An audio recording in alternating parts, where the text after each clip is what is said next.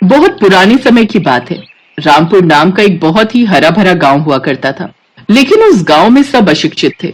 वो गांव तो बहुत बड़ा था, लेकिन उस गांव में कोई बाहरी इंसान जल्दी आता जाता नहीं था, इसीलिए कोई कारोबार भी वहां ज्यादा नहीं था। सब खेती किसानी करके ही अपना जीवन चलाते थे। उसी गांव में मुकेश का भी एक परिवार रहता था और उसी गांव में एक छोटा सा ढाबा चलाता था। अरे मुकेश, क्या हाल चाल है? अरे आओ आओ मोहनलाल चाचा, आओ बैठो। हमारे हाल चाल तो बहुत बढ़िया है, तुम अपने हाल चाल बताओ। हमारे हाल चाल भी बहुत बढ़िया है मुकेश। आज खाने में क्या बनाए हो? सब कुछ है खाने में। आलू की सब्जी, आलू मटर की सब्जी, आलू टमाटर की सब्जी, कढ़ाई पनीर, छोले भटूरे, पूरी सब्जी, देसी रोटी। तो बताओ क्या लगा दूं? तुम्हारे हाथ की आलू मटर की सब्जी हमको बहुत पसंद है भाई मुकेश। तुम एक प्लेट आलू मटर लगा दो। ठीक है चाचा, अभी लगाता हूँ। मुकेश ने मोहनलाल चाचा के लिए एक प्लेट खाना लगा दिया। उन्हें खाना खाकर बहुत अच्छा लगा, क्योंकि मुकेश के हाथों में एक अलग जादू था। देखते ही देखते उसके ढाबे पर और भी लोग आ गए। रात को वो अपने घर थोड़ी देर से पहुंचा। आज आपने आने में बहुत देर कर दी, कोई बात हो गई थी क्या, या कहीं दारू पीने चले गए थे? हमको तो लगता है कि पापा पक्का गांव के अपने दोस्तों के साथ दारू पीने लगे होंगे। तू चुप कर गोलू, क्या मेरे मुंह से दारू की महक आ रही है? सूंघ के देख लो, मैंने कोई दारू नहीं पी। मैं तुम लोगों के लिए उपहार लेकर आया हूँ। मीना और गोलू उपहार पाकर बहुत खुश हुए। क्या बात है, लगता है आज कमाई कुछ ज्यादा ही अच्छी हो गई। हाँ मीना, तुमने बिल्कुल सही पहचाना। इस समय त्योहारों का मौसम चल रहा है, इसीलिए गांव में बहुत सारे घरों में लोगों के रिश्तेदार आए हुए हैं। और इस गांव में सिर्फ मेरा ही एक ढाबा है। मेरा खाना सभी को बहुत पसंद है, इसीलिए सभी लोग अपने अपने रिश्तेदारों को लेकर मेरे ही ढाबे पर आ गए। आएंगे क्यों नहीं, एक तो आप इतना स्वादिष्ट खाना बनाते हैं और वो भी इतना सस्ता। भला आज के जमाने में 40 रुपए में भरपेट खाना कौन खिलाता है? अब क्या करूं मीना, ये सारे गांव वाले अपने तो हैं। पूरा गांव अपना परिवार है। बस मेरा नुकसान ना हो इतने ही पैसे मैं उनसे ले लेता हूँ और खाना खिला देता हूँ। ऐसे ही दिन बीतते जा रहे थे। मुकेश का ढाबा बहुत अच्छा चल रहा था। फिर एक रोज हुआ कुछ ऐसा कि गांव में बारिश ही नहीं हुई और गांव में सभी की फसलें बर्बाद हो गईं।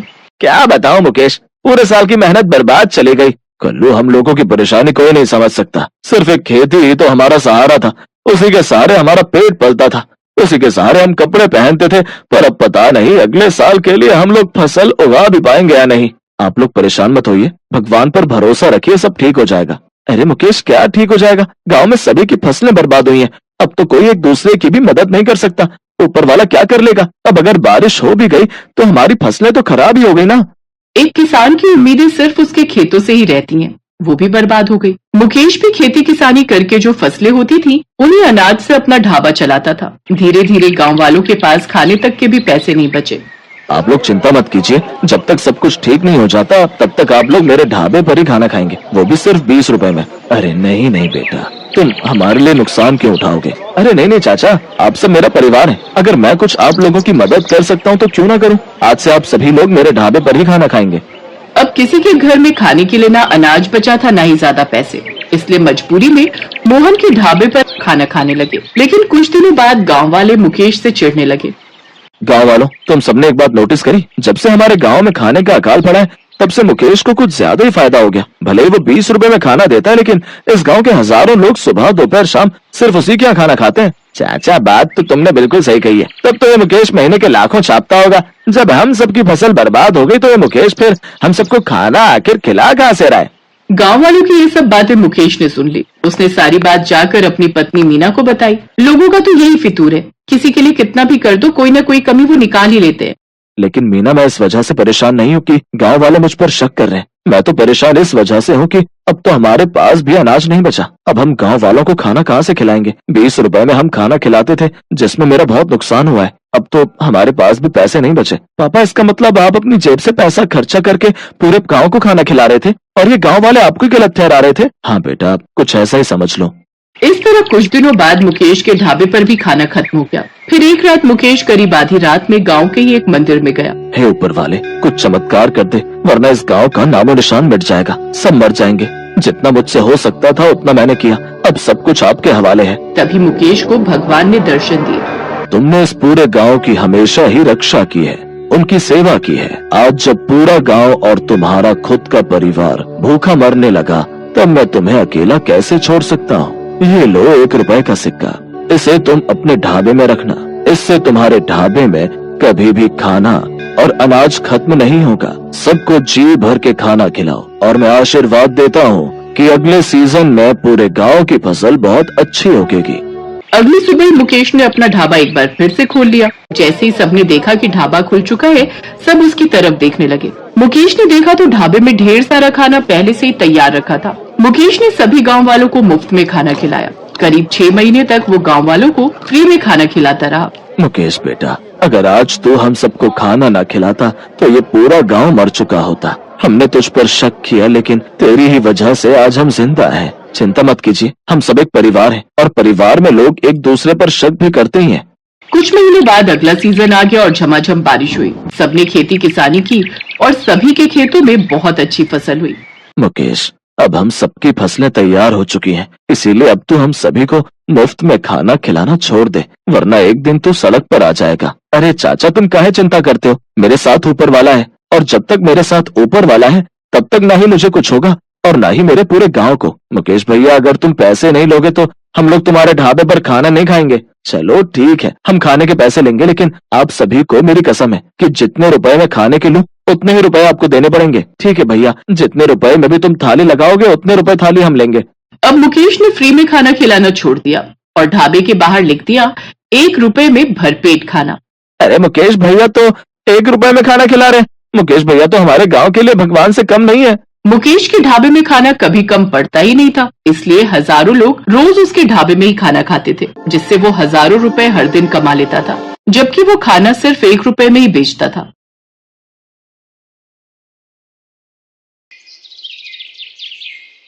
राशि की शादी जानकी के बेटे अमन से होती है। ब्याह कर वो अपने गरीब ससुराल आ जाती है। राशि बहू, शादी ब्याह की भाग दौड़ में तू थक गई होगी ना? अब जा, आज रात तू निश्चिंत होकर आराम कर ले, क्योंकि असल मायने में ससुराल का सफर तो कल की तेरी पहली रसोई से ही शुरू होगा।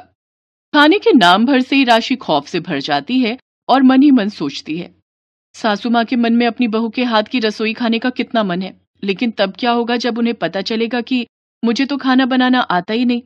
फिर राशि अपने पति अमन के साथ कमरे में आ जाती है।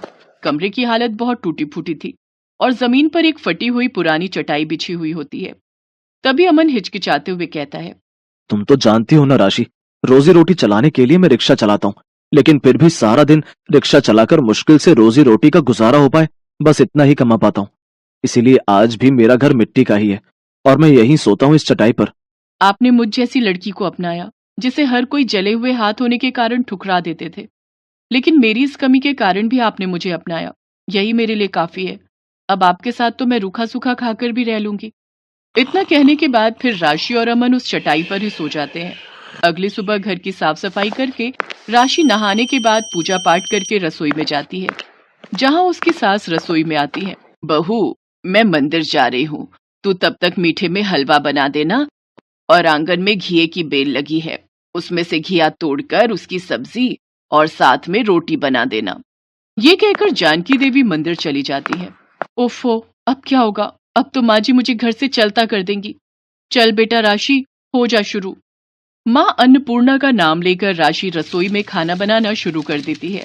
तभी उसके दोनों हाथ बिना रुके खुद पर खुद खाना बनाने लग जाते हैं। हाँ, ये चमत्कार कैसे?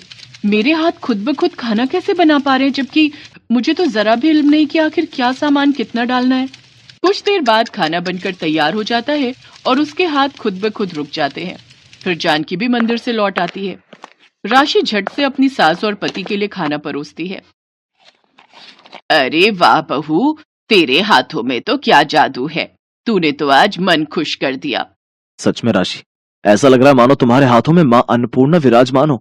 क्या जादू है तुम्हारे हाथों में? अब मैं इनको कैसे बताऊं कि जिन हाथों ने ये खाना बनाया है वो तो मेरे बस में ही नहीं थे।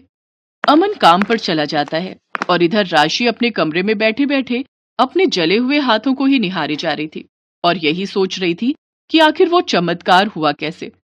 तभी एक तेज रोशनी प्रकट होती है और राशि की मरी हुई माँ उसके सामने प्रकट होती है। माँ तुम? अच्छा हुआ जो आप मेरे सामने आ गई। माँ, ना जाने आज मेरे हाथों को क्या हो गया, आज ये खुद पर खुद ही खाना बना रहे थे, जबकि आपको तो अच्छे से पता है आपके जाने के बाद सारा घर रजनी दीदी ने ही संभाल लिया था, और जब मैंने कोशिश की तो मेरे ये दोनों हाथ जल गए। तब से दीदी ने मुझे रसोई में कभी कदम ही नहीं रखने दिया। वही राज मैं तुम्हें बताने आई हूँ बेटी, दरअसल हमारे घर की बेटियों को पुरखों के समय से एक वरदान मिला था। कैसा वरदान माँ? तुम्हारी दादी परदादी माँ अन्नपूर्णा का रोज ध्यान करती थी और वो हर महीने की पूर्णिमा को भूखे भिखारियों को खाना खिलाते थे। उनकी भक्ति से प्रसन्न होकर माँ अन्नपूर्णा ने ये वरदान दिया था कि जब भी हमारे घर की बेटियों की शादी होगी तो उनकी शादी के बाद उनके दोनों हाथ जादुई हो जाएंगे और ये कभी भी तुम्हारा साथ नहीं छोड़ेंगे। अब इनका जितना चाहो इस्तेमाल करो। अलविदा बेटी। ये सुनकर राशि बहुत खुश हुई। उस दिन के बाद से राशि अपने उन जादुई हाथों से स्वादिष्ट खाना बनाती और जो चाहे मांग लेती। ऐसे ही कुछ दिन बीत जाते हैं। अमन को पिछले कुछ दिनों से कुछ भी काम नहीं मिल रहा था, जिस कारण अब उनके घर में खाने के लाले पड़ जाते हैं। मेरी तो कुछ समझ में नहीं आ रहा माँ, अब घर कैसे चलेगा? काम मिल नहीं रहा और घर में अन्न का दाना तक नहीं है। तभी राशि वहां आती है और उन खाली डिब्बों के पास जाती है और उन पर हाथ रखकर कहती है, मैं चाहती हूँ कि अभी के अभी ये सारे खाली डिब्बे राशन से भर जाएं। राशि के इतना बोलते ही उसके हाथों से एक चमत्कारी रोशनी निकलती है और सारे डिब्बे अपने आप भर जाते हैं। ये चमत्कार देख सभी हैरान थे।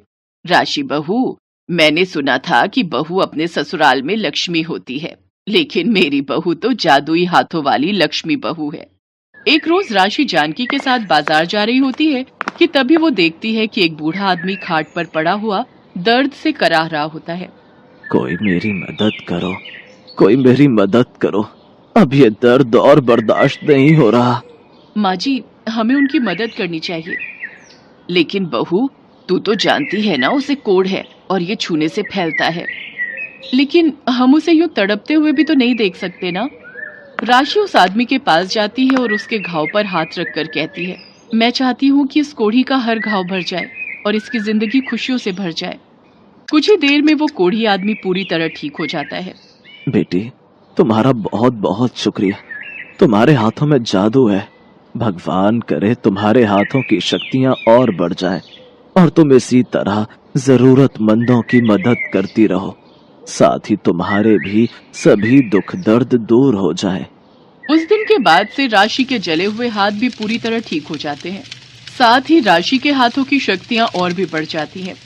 अब तो वो मिट्टी को भी हाथ लगा देती तो वो भी सोना बन जाती, जिससे अब वो काफी अमीर हो गए। साथ ही उसके नाम के चर्चे अब दूर दूर के गांव तक फैल गए।